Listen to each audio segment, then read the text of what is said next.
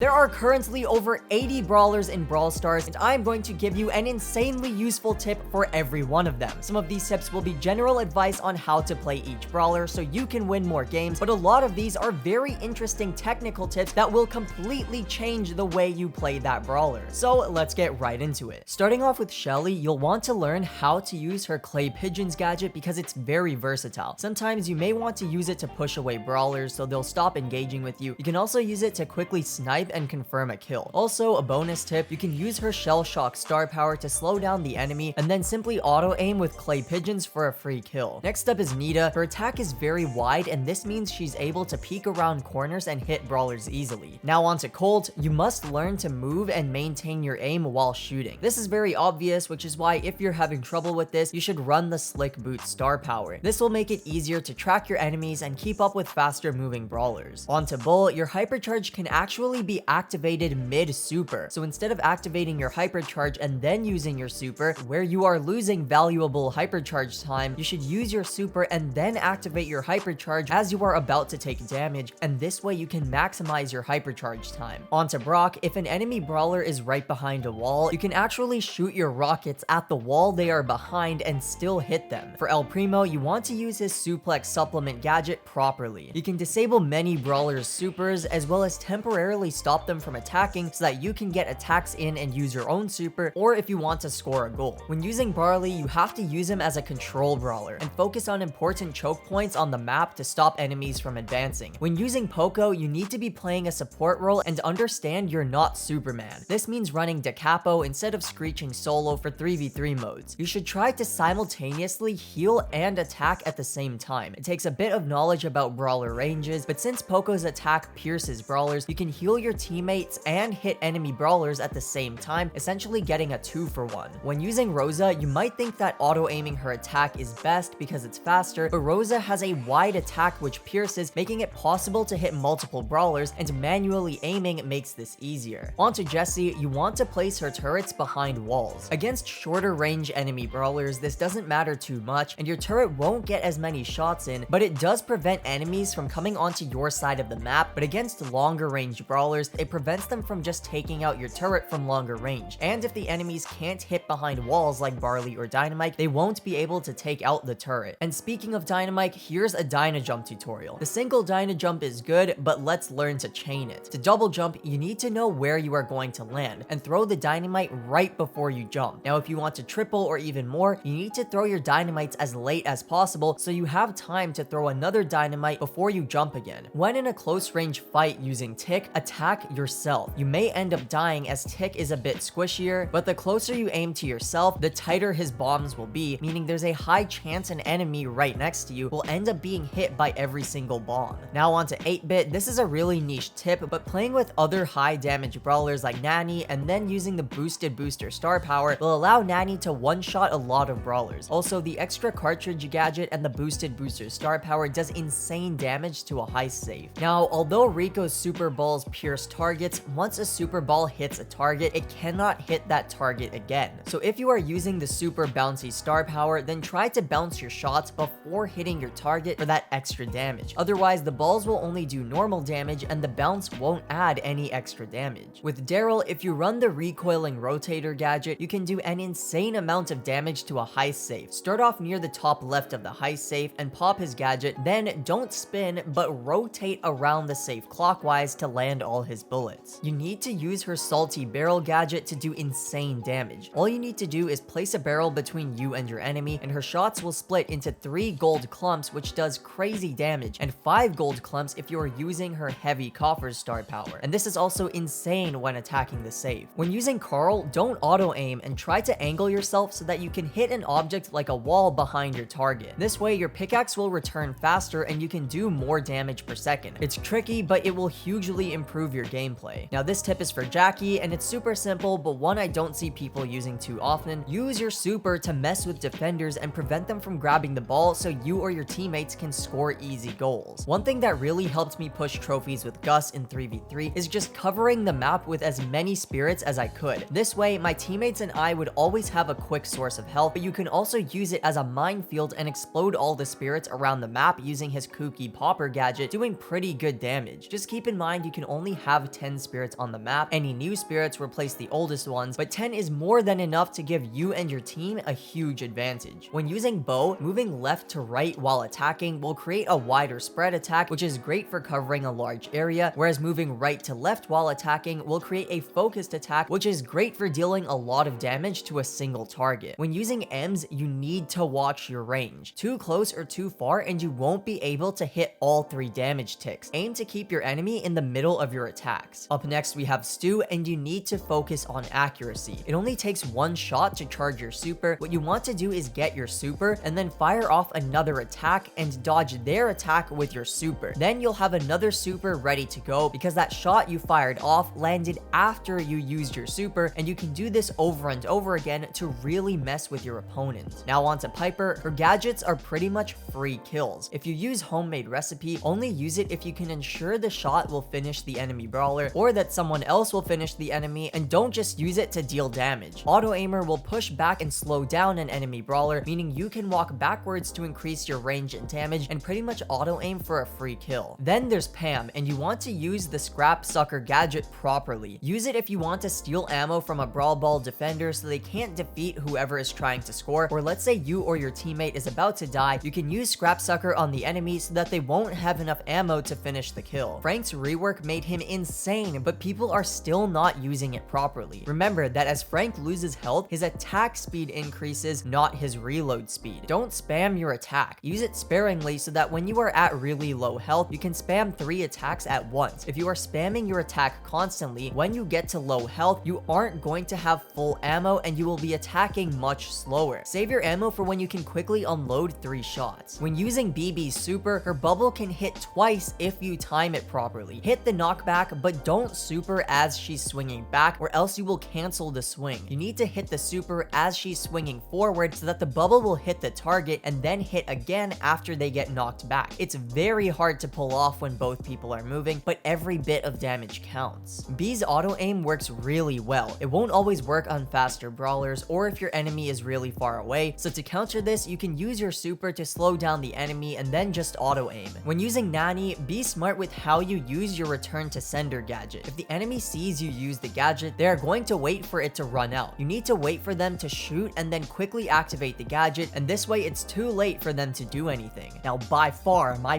best tip for Edgar is just to not play this brawler because he takes literally 0 skill. Just kidding. If you want to fight tanks, especially in grass, instead of jumping away when you see a tank, you can jump on the same spot, allowing you to dodge 1 or 2 shots. Unless it's a Shelly, then definitely run away. Up next we have Griff, and you need to be smart with your positioning when you use your super. The banknotes come straight back at you, meaning to do the most damage, you should try to angle yourself so that the enemy brawler is directly in between you and your notes. You want to use Grom in the same way you want to use Barley, which is attacking choke points. Because Grom's attacks move in straight lines, and Brawl Stars maps consist of straight lines, you can cut off several paths with a single attack. With Bonnie, you really want to use your Bonnie form either to move faster, deal more damage up close, to finish a kill really far away, or for better positioning, so don't use her super unnecessarily. Use Gale's Twister gadget to tactically block off areas of the map and prevent enemies from advancing. And when you want to use the gadget defensively, try to use it when the enemy is actually attacking you or when they are close by. Otherwise, they are going to see you place it down and choose a different strategy. When using Colette, the order in which you use your attacks matters. Since Colette's regular attack does damage based on the enemy brawler's current health, her main attack does more damage when the enemy is close to full health, but not so much when their health is lower. However, the other way around, Colette's super does damage based on the enemy's maximum health, so her super will always do the same amount of damage to that enemy. This means that you should always attack first and then use your super to finish off your enemy, and not the other way around. In fact, 2 main attacks and a super will defeat any brawler in the game.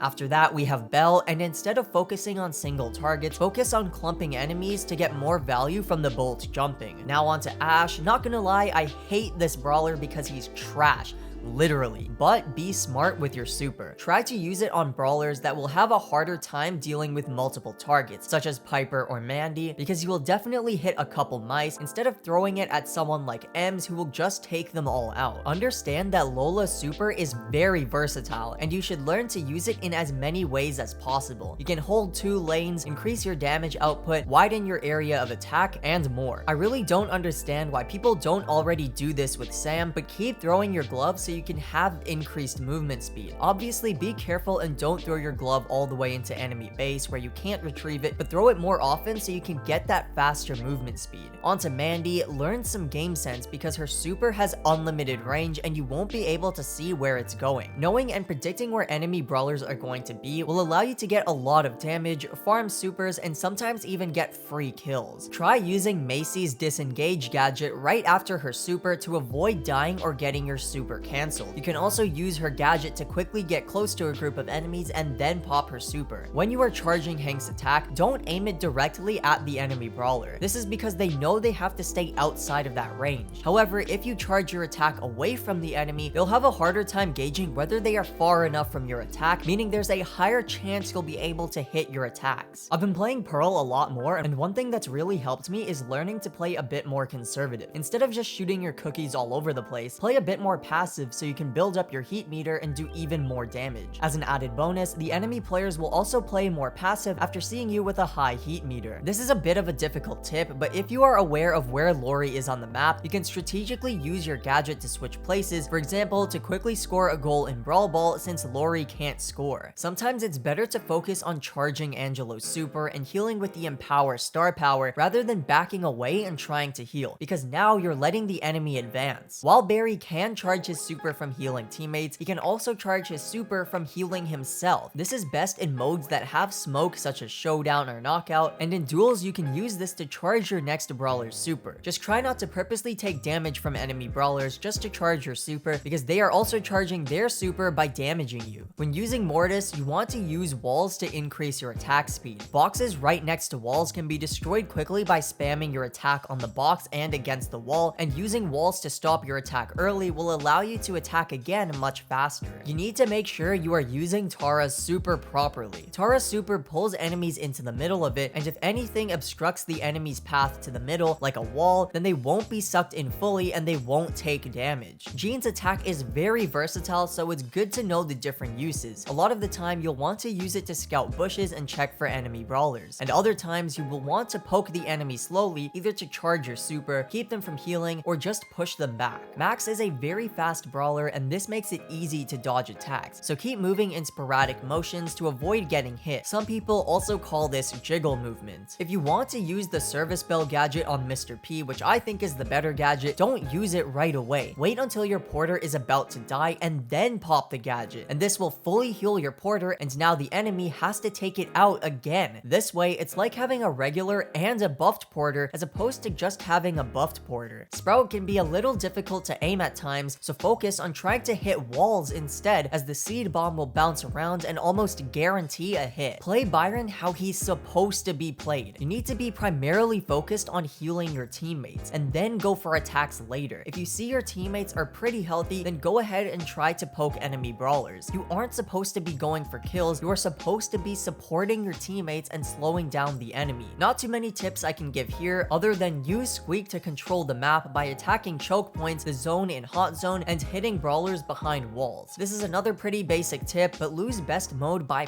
far is hot zone. With his super, he can control the zone, and the enemy brawlers have two choices: either stay away from the zone and lose out on points, or stand in the zone and freeze, but then they are going to get taken out right away. When using ruffs, focus on getting your super above anything else, and then instead of giving your super to yourself or using it offensively, use it on your teammates, because a lot of brawlers do much more damage than ruffs. With Buzz, you can use your super on a wall, which will fake out the enemy, and then right away use your reserve boy gadget to grab onto them and take them out. This can also be done with his hypercharge, and you won't need the gadget this way. This tip is for Fang. Before using your super, quickly hit a shot and then right away use your super. This way you'll already have half of your super charged. Also, try to maximize the value of your super by charging onto multiple enemies. Combining these two tips, charging 2 enemies means you just need to hit 1 more shot afterwards, and 3 enemies means you are already back to another super. This is another really basic tip. You can use Eve's Gotta Go gadget to search out enemies, especially in bushes, and this is really useful in modes like duels or even knockout. Kit can actually fly on Janet's back, so now you can carpet bomb the entire map. Just don't fly over water or else Kit will fall off. On to Otis. Now I don't really like the dormant star gadget, but if you use it, you can essentially place traps around the map. So in modes like Brawl Ball, you'll be able to score as the star will grab onto the enemy and they won't be able to attack. When using Buster, your slow-mo replay gadget is so versatile. You can use it to cancel supers, pull your enemy in to deal more damage, or temporarily stun them so you can score a goal. Up next is Gray, and you can use your walking cane gadget and then your super to confuse your enemy and even pull them into the smoke, and it also just looks really cool. When using RT, place your legs in the right position. Make sure you place them behind walls or hide them so that it will be harder for enemy brawlers to defeat you by taking out your legs. Having his legs behind walls means you can also hit people on the other side of the wall. If you ever run Willow in Brawl Ball, if the enemy shoots the ball at your goal and you can't reach it in time, it's not too late. You can use your super on the enemy that shot the ball, and the ball will bounce right out of the net because technically the enemy is on your team now. Also, if you're going against a defender, shoot the ball at them and then use your super on them to switch them to your team and just score the ball. Be very careful with how you use your super with Doug. It's very similar to how you use your return to sender gadget with Nanny. If you are too predictable with when you use your super, such as when you have a lot of health, the enemy is going to wait until your hot dog runs out and then they'll finish you off. However, if you wait until you have very low health, the enemy will fire their last couple of shots in hopes that they can finish you off quickly, but that's when you pop your super and absorb their shots and get your revive off. This is a basic tip for Chuck that almost everyone knows, but one that is extremely powerful. Place your posts in a path where the last post is on the heist safe, and you can do a ton of damage to the safe while your teammates play defense and basically get free trophies this way. When using Charlie, you can hit enemies behind walls by wall peeking, attacking, and then moving behind the wall. You have to be really careful with how you use Miko. His reload speed is extremely slow, making him vulnerable when he's out of ammo. This is why you want to wait until brawlers come near and then jump them, and also if you can catch multiple brawlers with a single jump, you'll be able to get your super faster. Melody is one of the best heist brawlers. Instead of just attacking the safe, make sure you walk counterclockwise around the safe with her nodes while attacking it as well, as this will maximize the damage she's able to do on the safe. Left unchecked, she can really start ramping up the damage.